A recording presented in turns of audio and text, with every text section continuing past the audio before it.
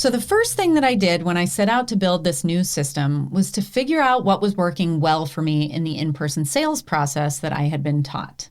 The thing is, in-person sales is known as a big moneymaker for a reason, because the people who came up with it and have refined it over the years knew what they were doing when it came to sales psychology.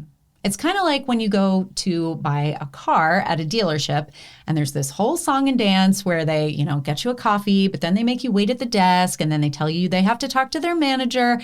And you know that all of that is designed to kind of wear you down and get you to buy. And I'm not saying that that is in any way the same thing as in-person sales with photos. It's definitely not as, predatory as the car industry. But the psychology piece is the same. And the amount of time that is required is maybe not quite as bad as buying a car, but it can be pretty tedious. And these days, I just feel like that's kind of dated. Our clients are busy, they're used to shopping online, and of course there are those people who want the whole sales song and dance. They want to be wined and dined and have their hands held, but I think that population is shrinking, which, as far as I'm concerned, is good news for us as long as we are smart about it. We can still leverage sales psychology, but we can do it in a way that's not only ethical, but doesn't require us to spend all that time. So there are 5 basic reasons that I think in-person sales tends to work as well as it does. Reason number 1 is guidance. So when it comes to making decisions, people can easily get overwhelmed and stuck, right? We talked about the Netflix thing with all the streaming services out there. Think of the last time you tried to decide what to watch. Decision fatigue is a real thing.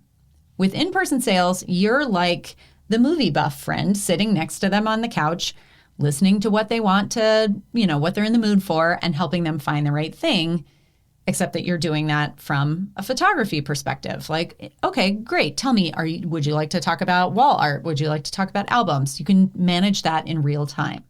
And that level of guidance and expertise allows your clients to make purchasing decisions confidently. Not just when they're buying prints after the session, but the whole way through, right? When they're deciding whether to work with you in the first place and every step along the way, because you're having repeated conversations with them. And when someone makes a decision confidently and is rewarded with a great experience, they're thrilled about it and they're typically willing to spend extra money. With simple sales, instead of giving that guidance in person each time, we create a series of educational resources that do the heavy lifting. And in many ways, that's even better for your clients, because instead of dumping a huge amount of information on someone all at once, you're focusing their attention on what's relevant at each stage of the process. My mantra is we need to give them the information they need to make the next decision with confidence. And then we can deal with the information that they need after that when the time comes. And again, because this is all sort of set up and dripped out, they can consume all of it on their schedule when they are attentive and ready to consume your information, rather than on some arbitrary meeting schedule where you may call them and they may be in the car, or you may have a meeting and they're running late to another meeting. The second reason that in-person sales tends to work is the experience factor. So we talked about this a little before. During an IPS sales consultation, you typically welcome your clients with, say, a glass of wine or a cup of tea. You let them rifle through your sample albums, then you dim the lights, you have a seat on the couch, and you present their images in a slideshow set to music. And all of those components, the sensory experience and the kind of pomp and circumstance event of it all, that sets the stage for a good purchasing experience. On the other hand, if you send someone an online gallery and they immediately click on the, link in the email and open it on their phone, and they just happen to be standing in line at the grocery store, that is a very different experience. And it's one that's not only going to lower your sales, but it will decrease your client's perceived satisfaction with the whole process. Reason number 3 is impact, and this is a big one. When you're doing in-person sales, the sales session is typically the very first time the client sees their images, and the impact of that is huge. So the person that I learned in-person sales from taught us to always have a box of tissues ready, and that tissue box got used a lot. And when a purchasing decision is made on the heels of that kind of impact, it's almost always a bigger purchase than if the purchase is made after the impact wears off. So if you've ever sent a gallery and had your client immediately message you to tell you how much they loved their photos, but then they dragged their feet on ordering, I'd be willing to bet that by the time they actually placed the order, it was quite a bit smaller than you were hoping. And that's frustrating, but it's also predictable and therefore avoidable. Human psychology is not always logical, even though our clients know that they will cherish these images that you make for them for decades or, generations. If you don't get them to make a purchasing decision while the impact of seeing their photos is fresh, you will miss out on the majority of the money that they would have spent. And they will be missing out on something that would have brought them a lot of truly meaningful joy. So, for those two reasons, to give our clients a truly memorable experience and to leverage the power of impact, we build that very intentional process around our image delivery, where we create a slideshow of their images set to music. Then we let them preview that slideshow, but just for a limited period of time. And I didn't have the chance to talk about this before, but in the simple sales process, there's a lot of education that happens as they approach the preview, because what I don't want is that my clients, open that and watch the slideshow at the grocery store for the first time, right? I want them to create their own event. And so I've gotten pretty good at kind of building that piece of it into the process, but then letting them manage it. But before we get into the fourth reason that in-person sales is so effective, I actually want to take a time out to invite Dayna on. And many of you know Dayna. She works with me here at This Can't Be That Hard. Dayna's not a photographer. She does our marketing, but totally by coincidence, we were talking about this the other day. And prior to working with me, she had an in-person sales experience. She was on the receiving end of an in-person sales experience. And then right when she started working with me, she was on the receiving end of an all-inclusive sales experience. And then just recently, she hired a photographer who she actually met as one of my students in our group. They were in the same geographic area and she loved her work, so she hired her. And of course, she was using Simple Sales. And so when we were talking about this, I was like, ooh, Dayna, will you come on to this episode and chat with me about what it felt like to kind of be on the other side? So let me call her in. All right. Hey, Dayna. Hello. How are you? I am doing okay. How you doing? I'm good. I appreciate you being willing to come on and talk about this. I know that this isn't really your real job, but when you were telling me that, like, oh yeah, in the span of the last 10 years, you've actually been on the receiving end of 3 different styles of photography sales or whatever. Yeah. I was like, what an amazing, like the fact that I found that right here and didn't have to go hunting for somebody was kind of amazing. So tell us a little bit about, how it was that you came to be the consumer of these 3 different photography session styles. I have been married twice, so I've had 2 wedding photographers, and I then also recently did family photos. So for my first wedding, this was back in 2012, 2012 or 13. I really had no idea. Even now I don't have any idea. Sure. But I didn't have any idea that there were different versions of photography sales. And so what I realize now is that was an in-person sales kind of hybrid. I lived across the country from where I was getting married. And so, we had like a couple of phone calls. There wasn't even Zoom then. So right. I'm not sure how we did that. Back in the day. But like looking back, I realized that, they did like a sales presentation for me. And, I waited like a good amount of time to see my photos. And then they did this like whole presentation for me. And then like, I remember in that moment, it was like, okay, so what do you want to buy? And I was like, like I felt like just put on the spot a little bit. Do you happen to remember if there was like a slideshow or any sort of introductory presentation before you dove into the choosing of images? It's so hard to recall, but I know that there was like a presentation of, I guess it must have been a slideshow, like of the photos. And I remember being like, okay, this is when we get to see our photos. Like I was so excited for that meeting. Mm-hmm. And that part was really cool to like experience seeing the photos, even though I was doing it virtually. And then I remember that it was like, okay, so what do you want to buy? And that was like a hard, like quick switch to make. Mm-hmm. Yeah. And I was very undereducated on kind of like what the options were. Right. So yeah, that felt like kind of overwhelming. And was it you and your husband and the photographer? Was anybody else involved? I believe my parents were also on the call, which I also remember being like a little bit awkward because we didn't have I wanted to buy the photo album for my parents and like they were kind of pitching me and I was like, oh, I wish my parents weren't on this call right now. Oh, yeah, sure. So yeah, it was just like a little bit, I felt put on the spot, I think, in that moment. And I don't think I realize now, I don't think I was like educated enough about what all my options were before that like meeting. Yeah. The education piece is so important for sure. Okay. So then that was wedding number 1. Was wedding number 2 your second experience? Yeah. So like 10 years later, I got married again. And this was like right before or right after? I think it was right after. I think when I interviewed you, you were like, okay, just so you know, I'm going to be taking time off in, it was August, right? Yeah. So I think that was like 2 months after we started working together. So this time around, they were like, here's a flat price and then you just like get all your digitals. And I was like, oh, that sounds like easy peasy, great. Where do I sign? We had like a little virtual meeting. Again, it was like a long distance thing and, whatever. So that was great. And the photographer was lovely.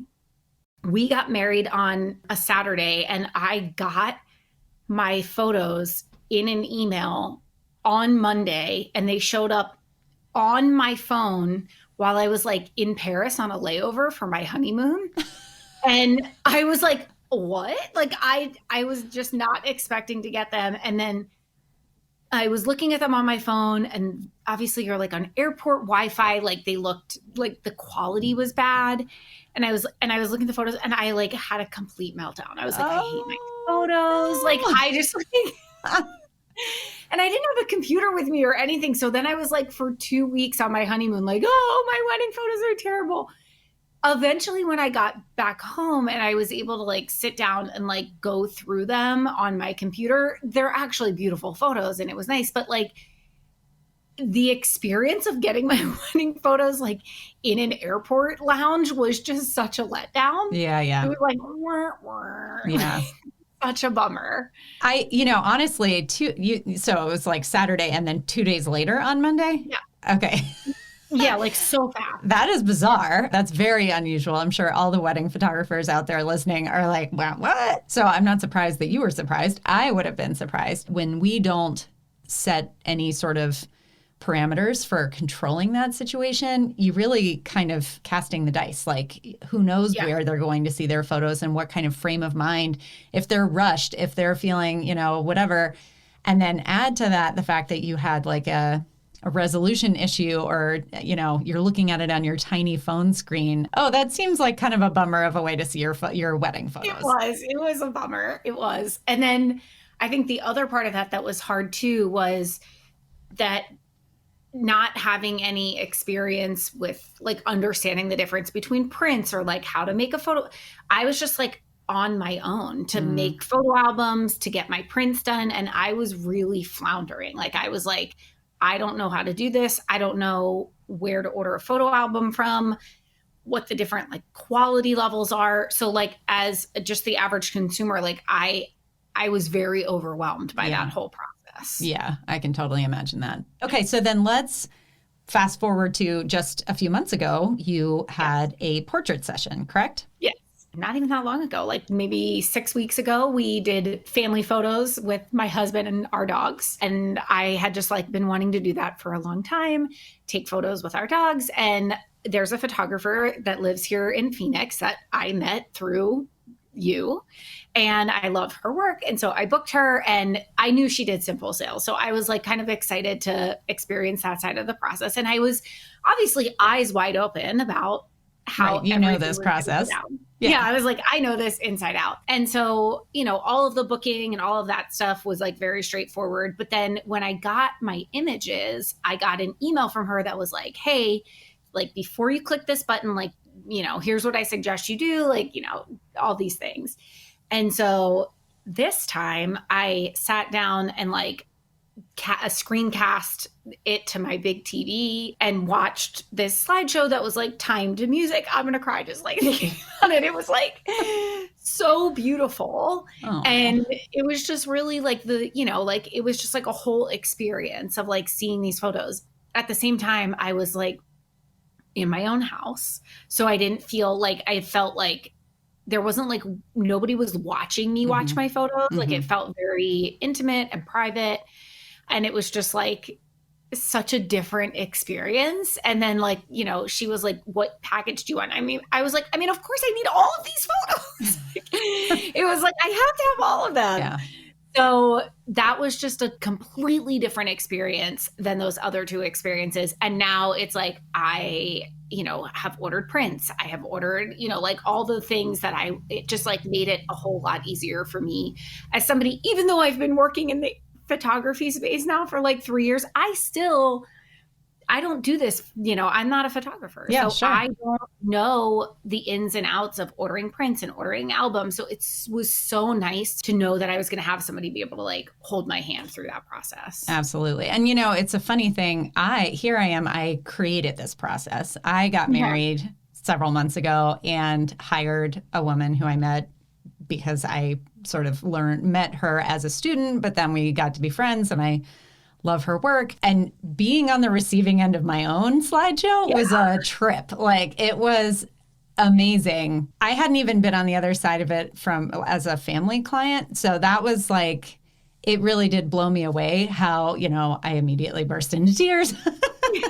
And the whole thing. It's funny how you can know all about what's happening and it's still as effective as it is, because the fact of the matter is the photos that we contract to have made, they are meaningful to us. It is a special event and it should be sort of given that space, I think, when we see them for the first time. You never get to see them for the first time again. So totally. Amazing. Well, thank you for sharing that. Any other thoughts or anything about like now that you've sort of been on this other side of all of it? Yeah, I just think that like from my perspective, being the client, it's so nice to have it. It's like having a personal shopper. You could go to Nordstrom and like wander around and like try to pick out clothes for yourself. I'm not a very good shopper. So like, but if I have like if you like book that personal shopper person at Nordstrom, they pick everything out for you. It just makes the whole experience so much more enjoyable. And that's how this experience felt to me. It was like curated. I felt very taken care of. And because of that, I was willing to spend more money than I honestly probably would have otherwise spent. You know what I mean? Yep, totally. Amazing. Okay. I'm going to get back to my reasons why this process works. Okay. The fourth reason that in-person sales work so well is that you are in control of the pace and timing of the process. And we talked a little bit about this with Dayna, but due to the very nature of all of the meetings that are involved with in-person sales, you kind of have a built-in timeline. And that's especially important when it comes to the sales consultation. This is a big piece of the in-person sales strategy, that your clients really have to place their order during that consultation. Because even though setting deadlines and time constraints somehow feels pushy to us as photographers, the fact of the matter is that those deadlines really do help people when it comes to making decisions and getting to the finish line. When someone hires you, they are seeing the final product, right? Whether those are frames on their wall or images that they're enjoying. Until they get to the place where they have those things, they haven't really reached that finish line. So giving them deadlines to move them along in the process helps them to achieve that. And the final key to success in in-person sales is flexibility. And this is really my favorite part about in-person sales in general. When you're working with someone one-to-one, you can see and hear if they are interested in albums or wall art, and you can tailor the sales session accordingly. If they've got someone that they're trying to buy for, maybe they even mention that during their session, the regular session, and they have kind of forgotten about it by the time that they get to the sales session. But if you're kind of in tune with those little breadcrumbs that they might be dropping, you can then say, okay, great. Before we finish your, finalize your order, I remember that you mentioned that it's your mom's birthday coming up. Do you want to look at, I've got some gift ideas for her, things like that. That is doing them a service and potentially adding to your bottom line. When you are relying entirely on online gallery sales or you're delivering everything as an all-inclusive package, you don't know any of that about them. And so you can't help them with it and you can't potentially make more money due to that. So in Simple Sales, we not only give our clients control with our flexible collections, but we also touch base with them in ways that give us the chance to hear those little pieces of feedback and get questions and respond, all of those in ways that customize the process to their needs and preferences. And in many ways, Simple Sales is even more flexible than that in-person sales, because with IPS, you are asking your clients to make time for multiple meetings, and in some cases, you're asking them to travel to and from those meetings. Simple Sales builds the timeline into the process so that it doesn't go totally off the rails, right? You don't want it to just sort of stretch on into infinity. But beyond that, the specific timing can happen on your client's schedule. So Simple Sales is designed to create a thoughtful end-to-end process that serves both you and your clients. It helps your clients walk away not only with beautiful photos, but feeling great about the process and telling their friends all about this amazing experience that they had. And it helps you stand out from the crowd and deliver that amazing experience in a consistent and very easy to manage way. But whenever I'm researching something, I like to see how it worked for multiple people. So if you're like that too, this next episode is just for you. I want you to stay tuned to hear how 3 different photographers are using Simple Sales and how they make it work for them. If you're ready to make your photography business more profitable, more efficient, and more attractive to your ideal clients, you're ready for the Simple Sales System. Click the link in the show notes or visit thiscan'tbethathard.com/simplesales to get started.